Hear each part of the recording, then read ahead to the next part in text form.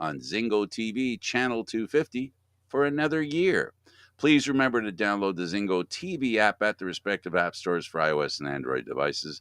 While you download, make sure you rate and leave a comment. Both apps are absolutely free. Zingo TV is available on Google Chromecast, Amazon Fire, Fire TV sticks, Roku sticks, and also on all smart TVs 2016 forward. Now joining me here on Candid Frank Live is Aaron William Freeland. Aaron, how you doing, buddy?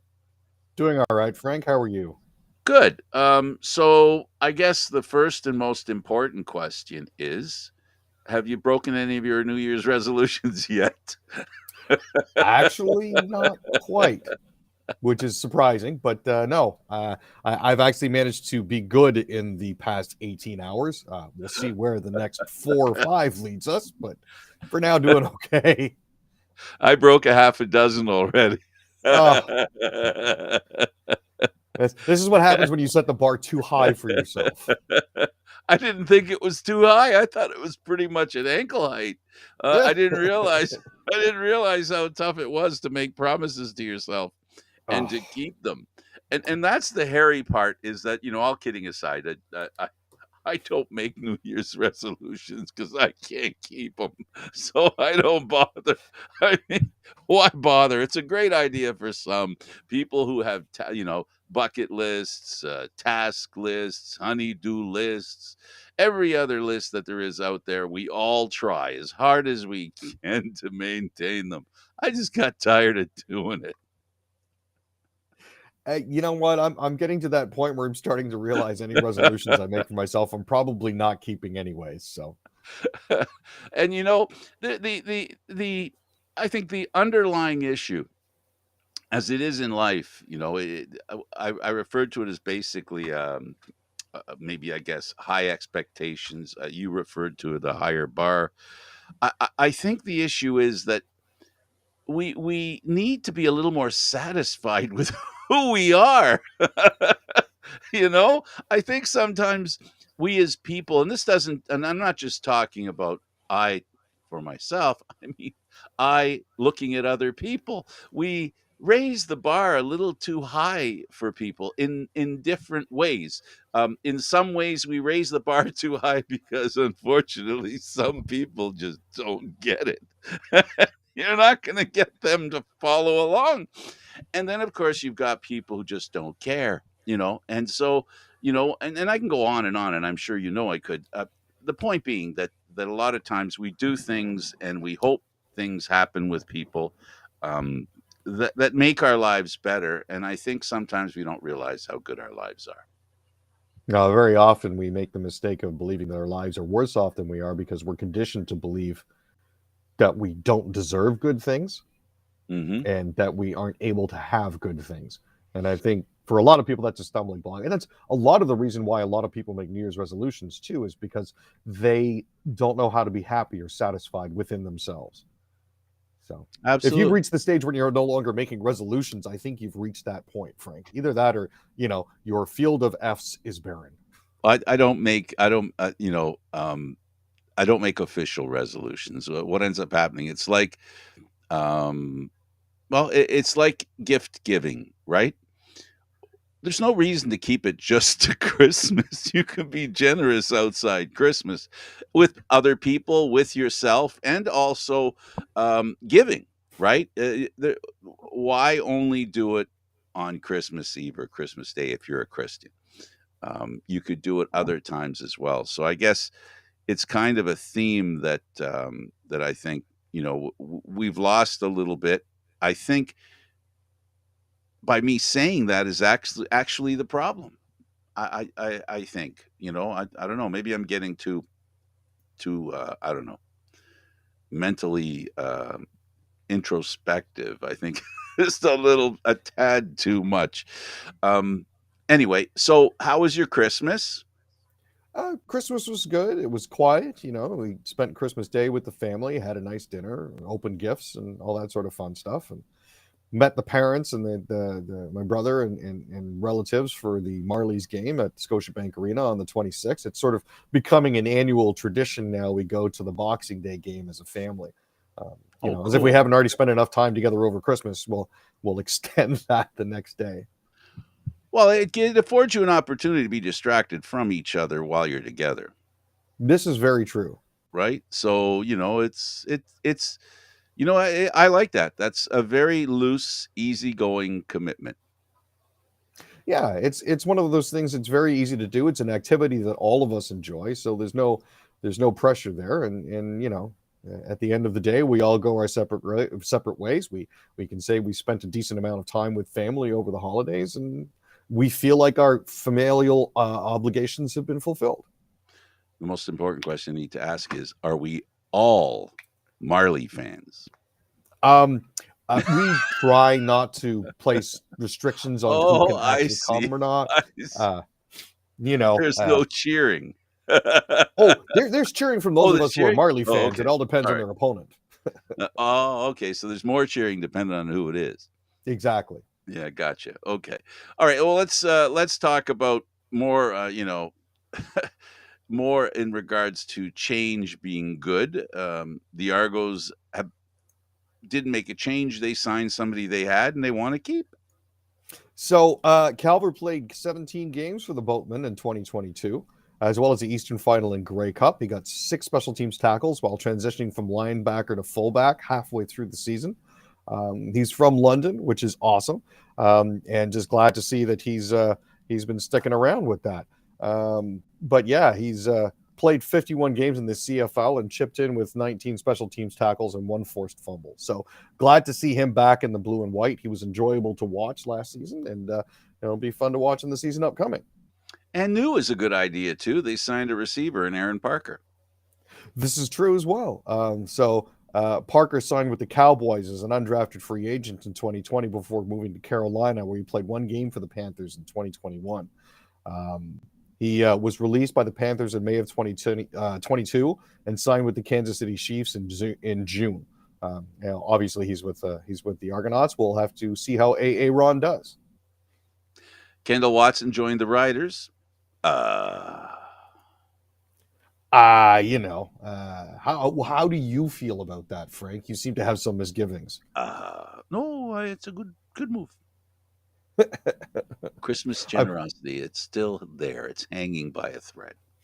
well, I mean, he played 5 years with Stanford University after joining the team as a walk-on as a freshman. But we'll have to see how it goes. But again, they're looking to rebuild, right? So this is one of those things that they kind of have to do. Here's a great signing by the Red Blacks. They signed Lang, defensive lineman. Yep, they gave him a 2-year contract extension. He was supposed to be, as with most who are due to become a free agent, he was supposed to become one on February 14th. He's going to be with them for their 4th season. Well, it'll be his 4th season as a member of the Red Blacks. He played all 18 games for the team in 2022 and recorded 3 of his 39 career sacks last year. So now he started his career with the Argos, interestingly enough, back in 2013, Yes, he did. and spent 3 seasons with the team before joining the Red Blacks for the 2016 season and winning a Grey Cup and all that. So, come on. I'm turning on the TV because I was just going to put on the World Junior. So it appears that Finland lost. Yes, it turned out Schemborg got a TSN. shorthanded goal to lead Sweden over Finland in World Juniors today. That TSN. wasn't the only other game that went on. There was also the Czechia, playing Switzerland. They won 9-1. In another 21 minutes, Slovakia will be playing Team Canada. That is going to be the other quarterfinal game. And earlier today, while the game is still ongoing, Team USA is spanking Team Germany 10-0. So it looks like we have some of the semifinal matchups set. The last 2 will be to determine who between Slovakia and Canada and Germany and USA are going to advance. All right, I'll give up. I was looking forward to too many channels. There's like 1,000 channels. I'm not going through all of them. Yeah, nothing's wrong. So we watched Team Canada play their first game. We've seen this historically. This is not new. Where Canada falls flat on its face coming out of the gate. And fortunately, sometimes they've recovered. Unfortunately, sometimes they have not. it appears they recovered this time around with that issue. Now they didn't finish first in their division, as a lot of people were hoping they would, but no, they did recover sufficiently. So Connor Bedard will be able to work his magic again as they Wow. take on Slovakia this afternoon. That kid has been an absolute revelation. It's been Wow. fantastic to see him play. Oh, stunning. I'm concerned because he might not get drafted by a Canadian team. Understandable, but at least he can still play for the national team. So Yeah, we'll he hold can do that that. in our hearts. Well, I'm hoping Vancouver, come on, pulls its weight here and drops a few places. They're just outside. They're just outside looking in on the Connor Bedard sweepstakes. The Montreal Canadiens are in there, in deep. They're deep. They're deep into it. They're deep into it. They got a good shot. Well, they're so deep into it. They proved their commitment to tanking hard for Connor Bedard by losing 9-2 to the Capitals this weekend. So things are going just as planned. Ovechkin had another hat trick, so he's getting another Good few Lord, steps he's going to closer do it. to. We were concerned that he might not be able to play long enough to catch, Gretzky, but he just might. Yeah, given his scoring pace and the quality of opposition that he's faced, yeah, it's very likely that he could pass Gretzky within the next 2 years, if not the next three. And this wide open National Hockey League, when it comes to scoring this year compared to previous years, that helps in accomplishing that goal as well. Most definitely, and the quality of schedule that the Capitals have coming up, they get to play Chicago a few more times, they get to play Columbus a few more times. These are all teams with under 30 points in the standings, so Speaking of the Bedard sweepstakes, the Blackhawks, I think, are one of the favorites. And in case they accidentally win a few in a row, you'll see Kane traded out of the organization for sure. He is very well, not very, but he's a little upset and depressed and not playing well. A lot of people attribute it to the fact that after all these wonderful years he had in Chicago, that they might be coming to an end. And that's a feeling we don't hear much about, Aaron, nowadays, where you have a player playing for a team over a long period, in fact, for their whole career, and look like they at the end may not make it through to retire with that team, and that's too bad. He's been a great Blackhawk, been a part of Stanley Cup champions, and the Hawks, they have to think about their future. And Bedard, I don't know, Aaron, in the grand scheme of things, over the last 10 years, he's probably the best player to come out of junior, especially in Canada. he has been one of the bright lights, most definitely, for this most recent draft class. A lot of players, unfortunately, had a lot of their development held back by the pandemic, Yep. which has created all sorts of issues. So, In he is, general, in yeah, general, he is the he's bright kind of spot. So, he's broken. He's the exception that makes the rule, I guess. most definitely.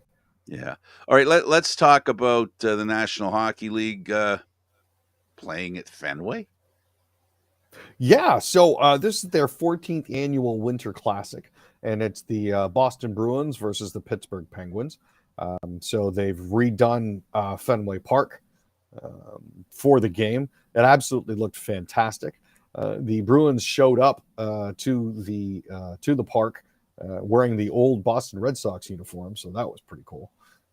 But we'll have to see if all that pomp and circumstance actually leads to results on the ice, because as good as they may have looked going in, that doesn't necessarily mean they would have been that fantastic on. So, Yeah, but if they want to really impress me, they got to make the boards on that end of the ice about 20 feet high. And then you're talking. nobody be able to see over it. Uh, well, it's better than making the net 20 feet high. No, this is true. Yeah, so the Classic will be a lot of fun, something that started here in Canada, and will be, I think Edmonton will be getting one back next year, thank goodness. There's also the Winter Classic that involves Seattle. So the NHL has actually said that in 2024, it will be the Seattle Kraken hosting the Vegas Golden Knights in an outdoor game at T-Mobile Park. So that will be something interesting to see. And I'm sure that fans from More Vancouver will baseball. want to try to make it down exactly, because it'll be just like a home game. So Absolutely. Yeah, and it's too bad. Vancouver would have been a nice competitor for Seattle. I think would have been more. Well, that would be more the way I'd want it, but that's just me talking. You talked about Ovechkin and his hat trick, beating the Montreal Canadiens 9-2, but you didn't tell us about what happened with the Senators. right. So as you may know, Buffalo has been on a bit of a tear lately. They've actually won six They sure games in a have. row until they meet that massive stumbling block known as the Ottawa Senators. Now the hero, the hero for this was a 27-year-old rookie playing in his first NHL game and scoring his first NHL goal to lead the Senators to a 3-1 win over the Buffalo Sabres. That would be Jacob Lucchini, who spent a lot of time laboring in the ECHL and the AHL before finally making it to the big show. So congratulations to him. Absolutely. And how many times over these terrible seasons the Buffalo Sabres have they had 10-game winning streaks? They've had Doesn't quite a happen all few. that often, right? They've had quite a few. They've had a lot of 10 games in a row, and there were a couple of years there they came out of the gate. This year was another one. They came out of the gate strong, and then just Yep. same thing with Montreal. Um, one thing that hasn't changed, and that is the Leafs' success in the regular season. Another thing that hasn't changed is our belief that Bunting can play really good hockey, and he seems to be improving game in, game out, and now he's contributing on the score sheet, not with penalties, but with goals and assists. Yeah, the thinking when we first picked up Bunting was that he would be one of those sandpaper and grit sort of players. But he had two goals. Austin Matthews and TJ Brody got goals 24 seconds apart in the second period. And other than having Mulligan get an assist on one of Colorado's goals, that vague anti-Maple Leaf, ex-Maple Leaf legend curse didn't seem to come to pass. So glad to see the Leafs put one over on the Avalanche 6-2 on Saturday night. Good game to go into the new year with. Very happy for that. Glad to see McKinnon back after missing 10 games since an injury he got on December 5th against Philadelphia. But he was a -3 in 22 minutes and 19 seconds worth of ice time. So he's got his legs, but I don't think his timing is back. Yeah, well, we'll give him a chance about that. I mean, this is the defending Stanley Cup champion team that is struggling against opponents that are fired up when they meet that team. And the goaltending's been an issue for them. Man, what a difference a goalie makes, huh? It's funny how that seems to work, and when you look at where they're currently sitting in the standings, they're back in 18th, man. Former Stanley Cup champions. I don't think they normally suffer that much of a swoon, but hopefully they'll be able to get things back on track after the All-Star break and get themselves back into a better position. The other Canadian teams that played, the Jets and the Oilers, Hellebuck plays a great game again. That's no surprise. Yeah, he made 31 saves as the Jets beat the Oilers 2-1. Now the interesting thing here is the Winnipeg Jets scored 2 goals on 17 shots. So it looks like goaltending is again starting to rear its ugly head. This is one of those things that they tried to solve by signing Jack Campbell. Then they went ahead and they signed Skinner to a decent contract extension, and neither of those seem to have worked. I mean, the issue here, though, as well, is the normally high-flying Oilers only got 1 goal. You're not going to win many games if you're only scoring 1. Yeah. And what about those knuckleheads and the heaters?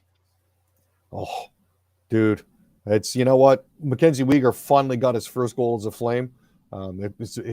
Dude was long overdue. Mackenzie Weegar had a decent amount of success playing for Florida and scoring goals there. But yeah, it was his first goal as a Calgary Flame, and he also added an assist. Now, Elias Lindholm and Blake Coleman also scored for Calgary, who have actually points in 12 of their last 15 games. They're 8-3-4 over the past 15. So they're slowly starting to right the ship after the doldrums that they had in the month of November when they switched lineups. But glad to see that they're improving. Unfortunately for Vancouver, they just couldn't pull one out. Yeah, I don't know if you heard about Uyghur. He came back from Russia. He played 1 year there. He didn't like it. He spent too much time in the penalty box. They don't like. Well, they, They didn't like Uyghur there. Oh no, wait, that's a different Uyghur. Sorry, getting my Uyghurs mixed up. Um, you know, there's this thing going on called the Maple Leafs, and I've been giving some serious thought to this, Aaron, with the last minute and change that we have left. I'm deeply concerned with this team. They continue to lose hockey games. I know they're not losing a lot of them, but uh, for them to get into the playoffs, win a series, and win the Stanley Cup, they just got to learn not to lose games. Aaron, is this a big concern? This fact that this Leaf team is losing 1 or 2 out of 10 games. I mean, this is something to concern Leaf fans. That this consistency in losing is just it's just terrible. well, I gotta say, in the same sense that you like to have your goaltenders have an over 900 winning percentage and save percentage, the fact that the Maple Leafs right now are barely able to drag themselves over the 650 mark when it comes to winning is a genuine concern to me. They're only winning 7 out of every 10 games. This could seriously hamper them down the stretch drive when they only really managed to get about 130 out of a possible 160 points. But the only thing that's going to do for them is win them the President's Trophy. So we'll have to see if they can correct that. Yeah, absolutely. They've been winning too many games. They've been lucky. They really didn't deserve to win many of these games. Um, oh, by the way, I was just doing my impression of a Leaf hater. Perfect. Actually, if you're a Leaf fan, you're sitting there going, "Well, how are you going there?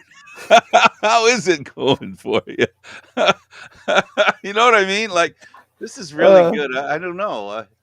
This is strange territory. They look good. And they're even playing defense now. I it's mean, so weird. and it's only January. We've still got April to run through. I mean, this is a lot of pent up, uh, you know, um, I don't know, concern that some Leaf fans must be. They're waiting for something bad to happen so they can get back into the normal. We're in trouble mode.